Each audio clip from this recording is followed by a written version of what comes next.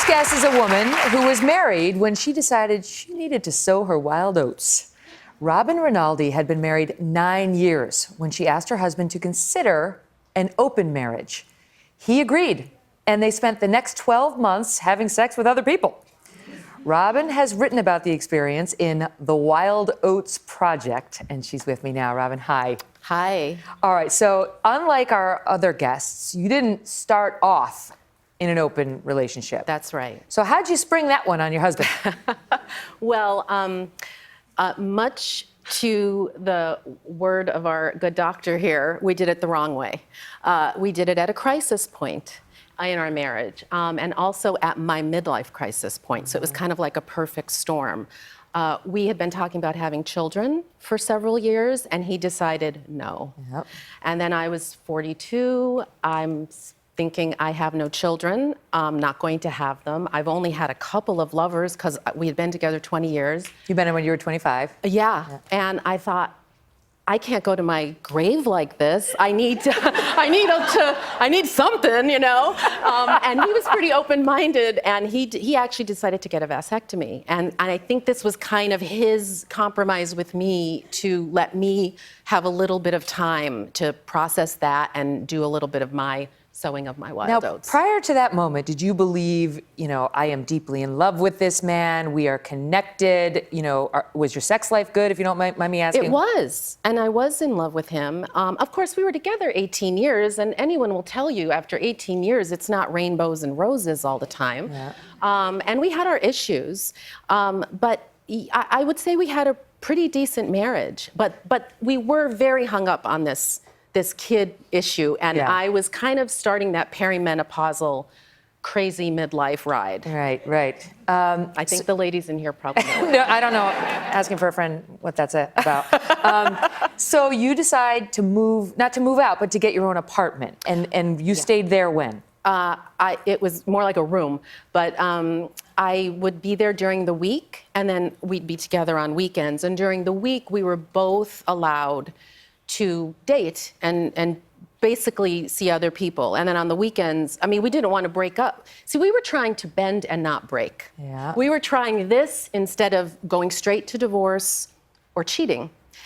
So that's the way we put it. So can I just ask you, the first night you slept with another man? Yeah. What was that like?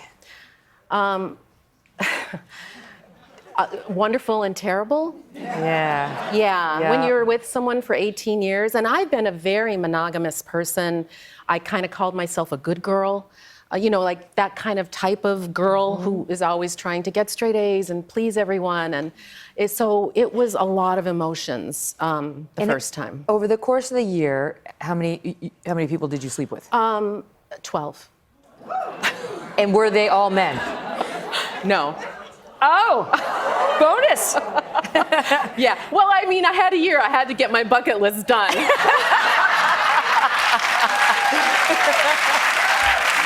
Right? So what, how many men? 10 men and 2 women. 10 men and 2 women. Okay, so how was that? But there was hardly anyone before that. Right, time, that was the whole point. Her Yeah. numbers were so low. Yeah. She wanted to live alone. How was the situation with because you're not a lesbian, you were kind of just trying it. Right. So how did that go? I'll tell you, the first woman I slept with, I thought I might be a lesbian because I thought, oh my God, this is the problem. I'm a lesbian. They know exactly what to do. But yeah, it's really good. But that wore off.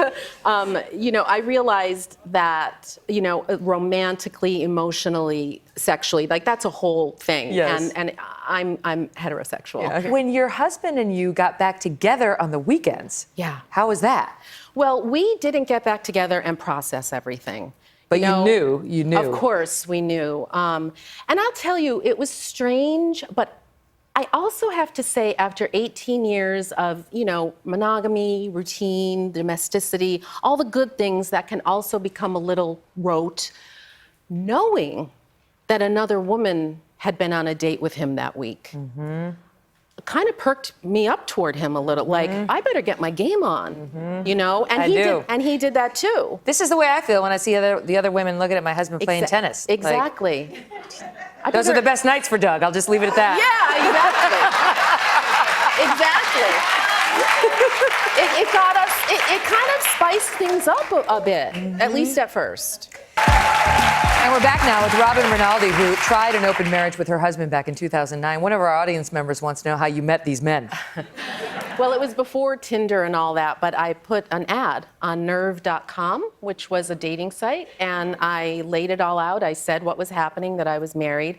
And if you put an ad for men saying you're married and you can't get involved and you just want sexual experience, don't worry. They'll answer it. It works out well. Yeah, there's not a problem. Okay, but ultimately there was a problem with your marriage. So you decide after the 12 months you're going to get back together, you're going to try monogamy again, and then what?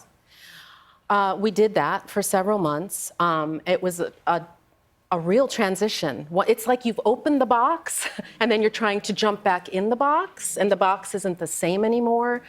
We were working through it. My husband had a girlfriend at the time. He kind of got involved. Which was against the rules. You're not supposed to form an emotional attachment. Yes, but I broke rules too, just so we get that clear. But, you know, that was kind of being processed out, and, you know, she kind of took that okay. And then a man that I had met and really kind of fell for, and we cut it right off because of that, got back in touch with me several months later. And I ended up leaving my husband for him, much to my guilt to this day, honestly. Oh, really? Yeah. Why? Your husband consented to this? Yes, he did. And he's with someone now, and I think they're actually very well suited for each other. We're friends, and it's all worked out. But I still feel that, I don't know, maybe because, you know, my biggest fear would have been to have been left. I still feel that it hurts to hurt someone that you love, but that is the way it turned out, and I'm still with that man to this day, and of course I'm totally monogamous again. You are? Yes. So you got a divorce? Did you remarry, or you're just together? I'm not remarried. We're living together for a long time now and monogamous. This is, I mean, like, it's so fascinating because I mean, we've been having discussions during the commercial breaks, and most of the audience is like, right? But there are a few who feel differently. Our experts are still here, Terry and Stephen. Is there any sort of a number on the percentage of open marriages that make it? I don't know of any information on that. I know that about 3 or 4% of people in relationships in the U.S. and Canada report that they're in some sort of a consensually non-monogamous relationships. That includes open relationships. 3 or 4% are in a consensual non-monogamous relationship. Yes. Can we just get a shot of the audience? I'd love to ask you, how many of you would be open-minded to trying one of these kinds of things? Go ahead. I see 2 dudes. Two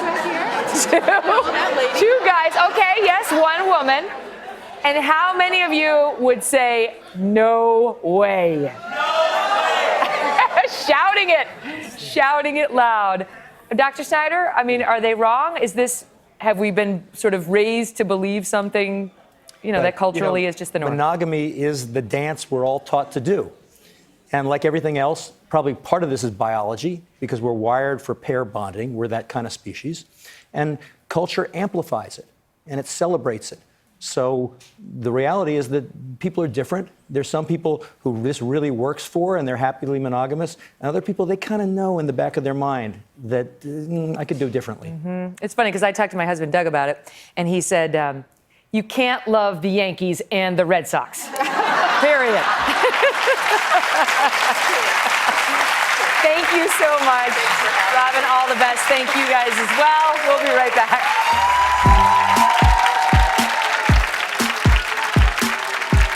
Hello, Today fans. Thanks for checking out our YouTube channel. Subscribe by clicking that button down there and click on any of the videos over here to watch the latest interviews, show highlights, and digital exclusives.